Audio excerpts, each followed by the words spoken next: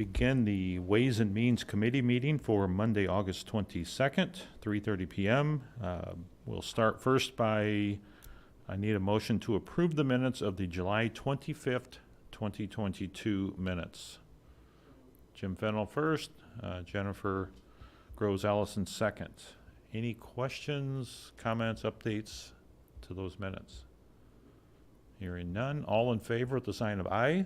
Aye. Aye. Those opposed with a nay? All right, that passes. We'll move to informational items. So the first one is the county clerk's office. And we've got our person in here, the pinch hit for the county clerk. It's awesome. Welcome. Hi. Thanks. Does anybody have any questions on the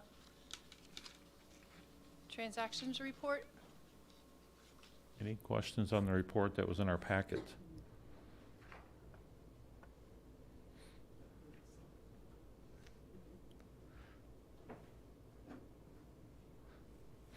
I mean, in my view of it, it looks like you're on pace or ahead of pace against the budget. We're almost 72,000 over budget for revenue. Yes. It's always a good sign. Always a good sign. I don't have any questions otherwise. So thank you for having the packet for us and information. Okay, we will now move to County Election Commission. We have a new executive commissioner, our director, to present to us. Welcome. Thank you, Mr. Chairman. My name is Elizabeth Gannon, for those of you who do not know me. So I was just hired as the new executive director, so I look forward to working with all of you in the months and years ahead. As for an update at the Election Commission office, we are just about finishing up with filing periods. We expect to get a certification from the State Board of Elections to start building the ballot within the next week, so that process will begin underway. The first day for voters to vote is September 29th. So vote by mail will go out then, and early voting will begin in our office. Also, we've got a permanent vote by mail mailer that was sent out to every registered voter who is not already enrolled in the permanent vote by mail program. So please understand that this is per statute. It is a requirement. If it's something that the voter is not interested in, please ignore it, but also know that it will continue to come to you before every general election. So if you do want to sign up for permanent vote by mail, please don't set it on your kitchen counter and leave it there for a few weeks. If you could fill it out and send it back to us in a timely manner, because we have a lot of data entry to do on our side for that. So that's really all I have. Yes, Jim? Mailer, We did not. so just had it thrown on all the taxpayers of the district. Is that an unfunded mandate, Jim? Is that what you highlighted? Yes, a good way to put it, yes. Any other questions from any members? Yes, Dr. Blair. No questions. I just wanted to welcome you. Thank you. I look forward to working with you. Other questions? Yes. In terms of the mailer, do you have the data yet to be able to compare whether there has been an increase in voter turnout with that option? Permanent vote by mail just began prior to the June primary, and this is the first time we are pushing it to all registered voters, so it would have been through communication, our website, to see about that. We currently have about 3,000 people on that list already, so we will see. It's really just, we are foreshadowing, think maybe 20,000 might sign up. It was mailed out to, we have over 100,000 registered voters, so we'll just have to wait and see. It's really up in the air. And changes each. Exactly. Sure. Any other questions for Ms. Gannon? Phil, you're over there in deep thought. Anything?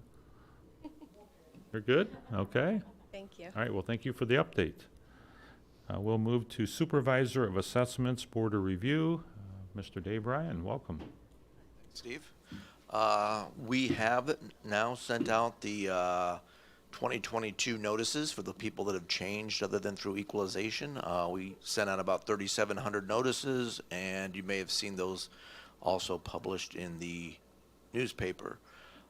So our 2022 information is out there. September 23rd will be the filing deadline for the board review. As of now, we have got very few calls of people filing any complaints or complaining about their assessments. Typically, a lot of times they wait till the last minute anyway, but at least residentially, I don't anticipate that we're going to have a lot of complaints regarding that. So any questions on 2022 assessments that went out? Questions for Mr. Ryan? No? All quiet? No? All right. Great, All thank right, you. Thank you. All right, we'll continue on to the treasurer, Ms. Bierke. Welcome. Chairman.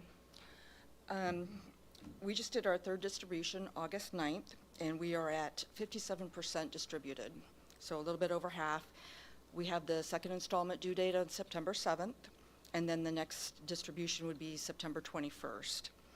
In addition to that, we're also we are gathering the sealed bids for the trustee auction that's going on right now, and that is through August 26th at 5 o'clock. We've sold books. You can go online and get the books, and they have to turn it into our office sealed, so we don't see any of it, and then the trustee will either pick it up Friday night or I mail it to them on Saturday morning. So that's what we're doing. Okay. Questions from any of the members? Mr. Fennell? Yeah, it's not related to what you just said, but the thing that we have on the Sunday papers where they post the sale of property, does that come out of your office? No. Oh, No, okay. it depends on what it is. If it's the trustee, he does it, and then there's the sheriff's sales too. No, I'm not on this type of thing, but just the sales. Transactions. Transactions. Oh, no, that's the county clerk's office. County clerks? Okay, all right, thank you. Okay. Any other questions for Ms. Bierke? All right, thank you. We will now move to Veterans Assistance Commission and Mr. Mike Brooks. Welcome. Thanks, sir. Other than what I turned in, I forgot the most important thing, which the PACT Act was signed by the president on August 10th, which is going to bring in 1,000 more veterans that are more qualified. It's the most expansive act since the Agent Orange, so 30 years. We've already had 50 phone calls from veterans. Started the very next day that it was signed. So it's quite extensive for the Gulf War veterans and even Agent Orange, since all of Thailand would now be presumed as Agent Orange. So it's going to open it up considerably. So we've been very busy with that. And then if you've all heard of Hero of the Day at the Peoria Chiefs, where a veteran goes out on the field, I was in charge of that. So that will end September 4th. And we ended up having 34 veterans honored at the game. We're looking to do this similar with the Peoria Riverman. I'm going to reach out to him. He kind of threw it on us right when the season started, so we didn't really have a lot of time last season. But I'd really like to work on that this season because there's a lot of hockey fans around here. So, but that's all I have. Okay. One of the items on our agenda is under Veterans Assistance is the NACO Operation Greenlight. Yes. And I don't know if Mr. Brooks would like to highlight it, or we pass it to Mr. Sorrell. I knew about it, but you can go ahead, Scott, if you want. We'll pass to Mr. Sorrell for Sure. an update on it. Thanks, Mr. Chairman. So this is a program that was launched at the NACO Annual Conference last month in Colorado. Member Williams and I saw it. I brought it to the chairman. It's an extension of a program that was started in 2021 by the New York State Association of Counties, New York's County Veterans Service Officers Association, which Mr. Brooks is either the current president or the past president of the companion organization in Illinois, and then the State County Executives Association. This is a program to highlight and bring attention to veterans services in all 3,069 counties, parishes, and boroughs across the nation. A couple things that we plan to do. The first is we'll be looking to do a proclamation recognizing those efforts. And then secondly, we'll be looking to, at minimum, the courthouse and the jail. We'll be looking to light our buildings green from November 7th through November 13th. It's a way of showing appreciation and support to the veterans community. Happy to answer any questions, Mr. Chairman. Any questions from the members on the initiative? It's always good to have an opportunity to continue to recognize our veterans, and I think it's a good visual example. So we will, I think, have a proclamation on that in one of our regular board meetings to identify and recognize that also. But just wanted to bring that up here for awareness. All right, thank you, Scott.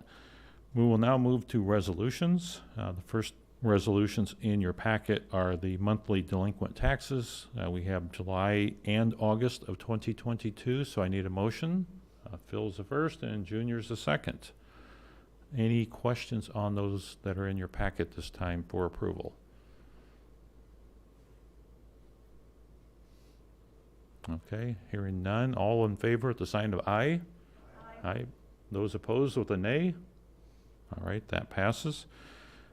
We have another ordinance allowing the Peoria County Treasurer to adopt a single bidder rule for annual tax sale. Need a motion to put that on the floor? All right, Dr. Blair and Mr. Fennell is a second. We'd ask Ms. Bjerke to give us an overview of the packets, or its information is in your packet, but I asked Nicole to give us a little bit of an overview on this. Sure. So before COVID, how we would handle our tax sale is the tax buyers would come into this room, sit around the court, horseshoe, and Joe Meyer's office, who conducts our sale electronically, would provide all the laptops, the mice, and conduct the sale that way. And then they would sit there and they would click on the lowest bid that they wanted to bid. And whoever clicked first with the lowest bid got the parcel in the tax sale. Well, COVID hit, and we didn't want 24 people sitting in the same room, 2 feet apart from each other, using someone else's equipment. So Joe Meyer's office came up with a different software system. It's still called RAMS, which is Randomized Auction Management System, but it's RAMS 2. So what happens now, and we used it last year, actually we've used it 2 years in a row, the tax buyers come in with a flash drive, and they hand it off to Joe Meyer's office, who puts it in their computer and uploads all the information. The tax buyer has to, on every single parcel, put what he wants to bid. And he doesn't know what anybody else is bidding, and there's no opportunity to rebid. It's, you need to bid what you want to bid. The interest rates have changed, or the interest penalties have changed this year. They're no longer up to 18%, they're up to 9%. But what happened when that changed like that, our tax buyers went from 24 to 38 to 48 for the last 2 years. So what happened is we had one company or one owner do 9 different companies. And that increased their odds of getting the taxes on multiple parcels. So a single bidder who came in versus the 9 companies, they only got 1 out of 10 shots to get the parcels. So now in the property tax code, they are allowing counties with less than 275,000 occupants or population to adopt an ordinance that now will adopt a single bidder rule. So one owner cannot have multiple companies. And a funding, if there's a layer of a funding source, that funding source cannot have multiple bidders at the sale. So this should reduce the numbers back to where they were pre-COVID, and the tax buyers are just going to have to be single bidders. And multiple counties are adopting this. It seems fair and equitable to all the taxing all the tax buyers, because it puts them all on the same playing field. So your single person that has just his company comes in, he's going to be on the same level as the person who used to have 9 companies. So today I'm asking you to adopt this so that we can use it on our tax sale November 7th. Okay. Questions? Jennifer, please. Can you just clarify for my own clarity, the one buyer to 9 companies? Are you saying that one buyer would have 9 different companies bidding on their behalf? Yes, an owner would have 9 separate companies with 9 different federal ID numbers, but it's the same owner. And so, I don't know, Jennifer, is it okay to give names or no? Okay. So, like, there's an owner that has Real Tax, Mid-Tax, MS Investments, and then he has 4 other ones too. Same owner, he writes the checks for all the companies, all the emails get sent to him, but he's clearly the owner of all of them. Yes, so what one company did that did this, they had multiple companies, and then after the tax sale, they transferred them all to one owner. And so to try and get rid of those type of games, we want to adopt the single bidder. Okay, Mr. Fennell? I just had a question. Normally, when you have auctions, you're going for the highest bidder, but you're going for the lowest bidder. Yes, the lowest bid. Help me with that a little bit. Why are we going for the lowest bidder? Because this is an interest penalty that the taxpayer has to pay if they redeem it.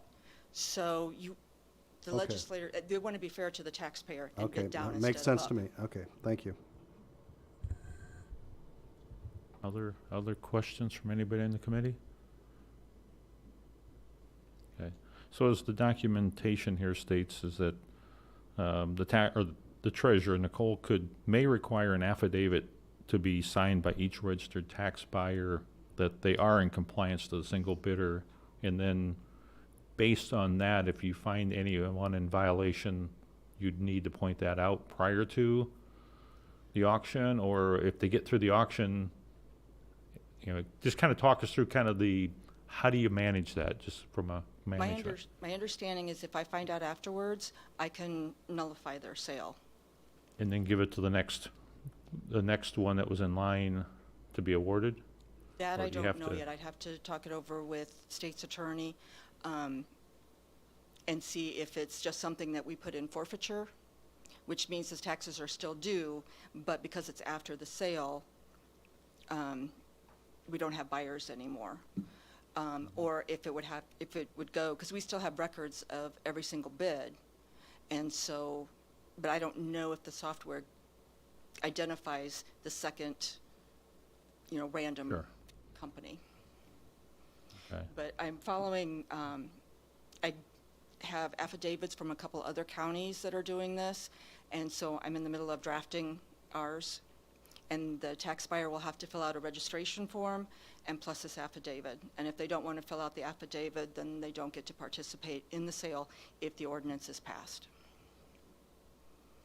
Do you think that's going to distract some of the other single buyer, or it shouldn't be an issue, right, for a single buyer? No, we've actually had one buyer who left us several years ago because of all the competition.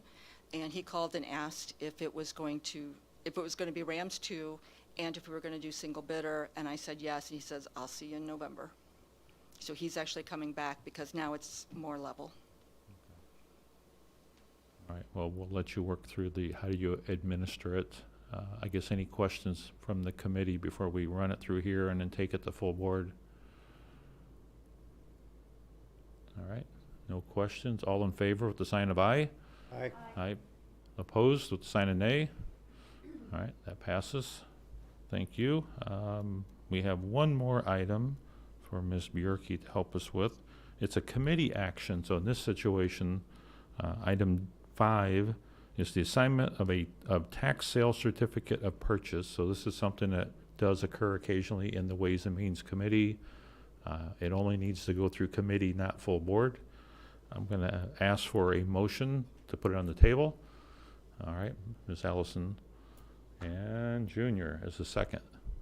And I'll ask Nicole if she would present this to us.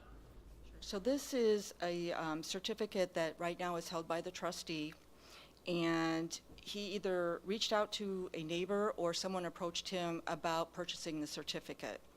As the trustee, when he does our tax sale, he does not pay any money up front because he's working on behalf of all the taxing districts. So when he attends the tax sale, he doesn't put down any money like normal tax buyers do. So when somebody purchases a certificate from him, they give him the money that it would take to redeem those taxes, and that kind of represents how a normal tax buyer would have done it had they purchased it at the beginning. And so we're able now to distribute that money to the taxing districts like we did on a normal sale if it had been a normal tax buyer. I'm not sure I'm explaining this really well. But basically, the trustee purchased a certificate for $0.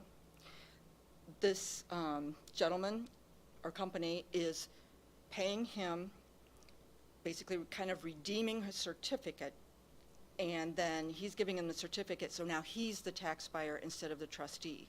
So now he has to send the certified notices, he has to petition the court for a tax deed, he has to do all the things that a regular tax buyer would have done. Questions from the committee? Is that all as clear as could be for those who are not professional tax sale people here? Clear as mud.